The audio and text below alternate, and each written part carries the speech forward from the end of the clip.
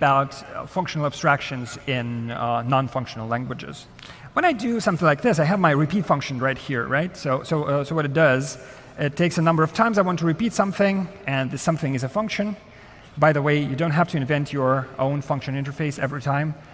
Just use the function types here. It's a function that takes an int, returns a unit. Unit is something you don't care about. Then it simply repeats it, right? So when I say repeat, I'm always very much conscious about like what it's going to cost me, right? So it's a function. It takes a lambda as a parameter. So it's actually just another parameter. The Kotlin custom is to write it outside the parentheses because it looks more like a language construct like this. But then, OK, I'm running this. I have to create a lambda object, right? I have to create a lambda object every time I do anything like this. So there is a cost to this abstraction. It's nice code. I can reuse things. I can raise the level of abstraction in my code. But there is a toll on that.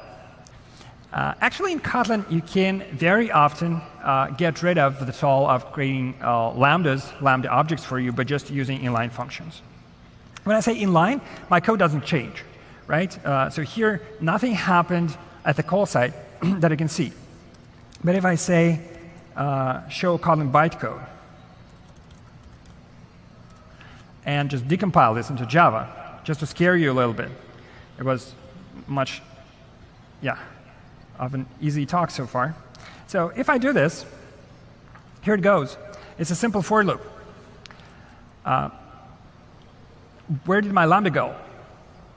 Well, the compiler simply optimized it away. You don't need a lambda, right? So if you simply have your loop here and you inline everything, you end up with a loop. That's it. So the big difference in the mindset when you go from the Java programming language to the Kotlin programming language is that you still use lambdas, but some of your lambdas are really free. And by the way, these all are free too. So many lambdas in the standard library are free abstractions. You don't have to pay for calling them. It's just code generated for you. So functional in Kotlin is not only convenient, but also quite cheap. Speaking of cheap, by the way, let's look at this example. So here I'm trying to do a parallel computation. Well, it's a stupid sample. Nobody does parallel computations in bare threads, so on and so forth. But I want to illustrate a point. So what I'm doing here is, again, with my old habits in mind, I'm creating 100,000 threads. 100,000 threads, each of which does some work, actually sleeps for 1 second and just prints a number. And then I have to join all these threads to my main thread. So if I run this, oh, there was an exception. What was that? The Java laying out of memory error. Basically, what it's telling me, hey, you cannot create 100,000 threads. Are you crazy there? It's 100,000 stacks. It doesn't fit into memory. Just get reasonable. And that's fair. Like, OS threads are not cheap. You have to allocate resources for threads. So you don't do such silly things with threads. But I have this example done through coroutines. Who knows about coroutines in Kotlin? Oh, good. Who uses them in production? OK, soon enough, you all will be using them, I'm sure. So have a look here. It's very much the same code. So I'll just put it side by side here. Very much the same code. But instead of threads here, I'm creating async tasks, which are using coroutines underneath. So I'm still waiting for 1 second and printing. And if I run this, there is no out of memory. It's printing all the numbers, and I'm good. So again, Kotlin introduced coroutines as a means of making your asynchronous computations nicer. And that works. But what's the cost of that? So the cost of that is at least cheaper than having a thread per each computation. Of course, nobody does that exactly, but still, like, coroutines are very cheap. You can spin off like 100,000 coroutines, 1 million coroutines, and it doesn't cost you nearly as much as anything like that of threads. Let me illustrate something coroutines are really good for right here. So here is a legacy interface, or I don't know, or a modern interface, whatever. So what we very often have to do to make things asynchronous or make things like reverse our dependencies, so on and so forth, is callbacks, right? So just ask me to do something, I'll do it for you, and I'll let you know when I'm done. So here I have my mock service, a request, and a callback function that's passed to it. So when the work in the comments are done, I'm calling the callback and just passing my answer there. Right, so that's all right. It's working for everyone, right? But this is what the code looks like when I want to exchange messages between two services. So I just want to basically send two messages in sequence. And here's what I have to do. First, request, then a callback. This is the result of the request. I print it. Then next request inside that callback, and then print inside. So you see the staircase right here, right? One step. Oh, sorry. One step, two steps, three steps. And you can actually get quite deep down this staircase, which is not nice. So what I would really love to do is something a lot more straightforward. But so this is kind of tolerable. But what if, just imagine, what if you needed to do like n calls?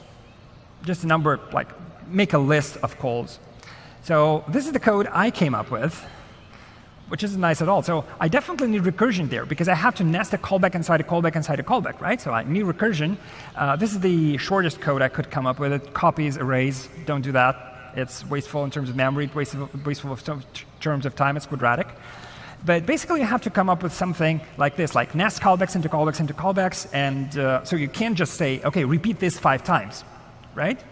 So what I really want to do, to be able to do, is something like this.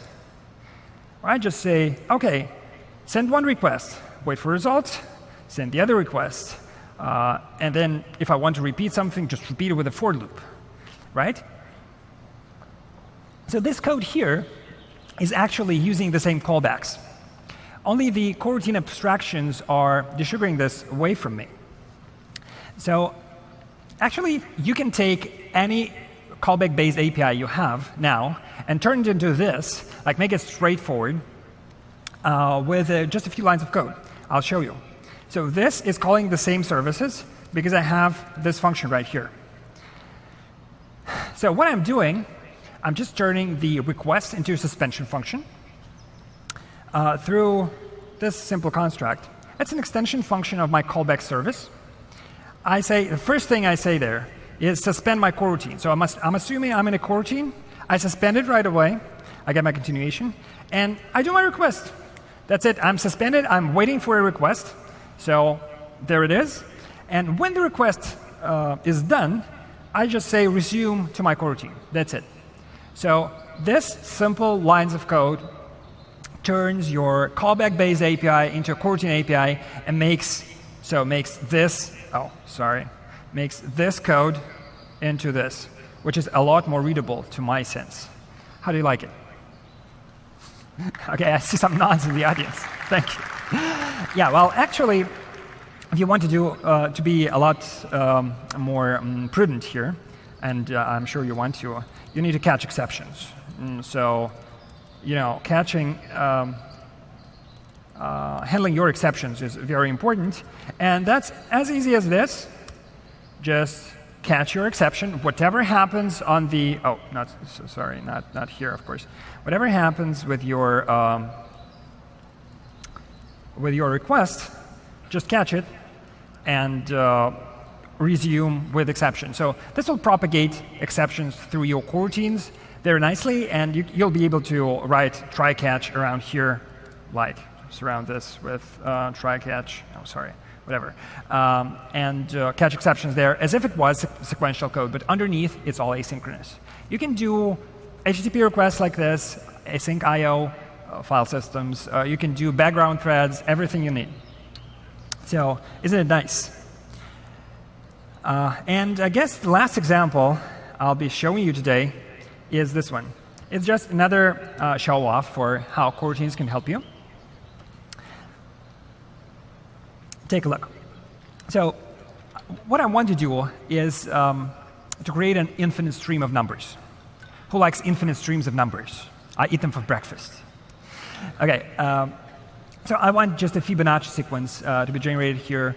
And then I can take 20 of them here, just sequence of 20. I can take 200, 2000. I can filter, map, slice, whatever. So this build sequence function is a library function in the Kotlin standard library. And it's actually based on the same mechanism as coroutines. It doesn't do any background processing. It's all in the same thread. What it does, it takes all the yield statements from here and just puts them in a sequence. So if I want to yield something here, I just do it. Like I insert 2 into my sequence. If I want to say if TMP is greater than 10, continue, I can skip pieces of my logic. So that's as straightforward as any coroutine. It gives you a lazy sequence. OK, so takeaways. Classes are cheap. Functions are top level or local. No overloading to emulate your default values. Use properties, use delegated properties, use coroutines. Have a nice Kotlin. And I want to advertise some more activities today. So if you still have questions that I couldn't take, you can come over to an office hour we're having at 12:30. You can come over to the Sandbox Area C, where we're at the Kotlin booth, some of the day at least. And right after my talk, there will be a talk by Jake Wharton about Android KDX, which is very exciting. I believe it's on stage 2. So welcome there. Thank you very much for your attention.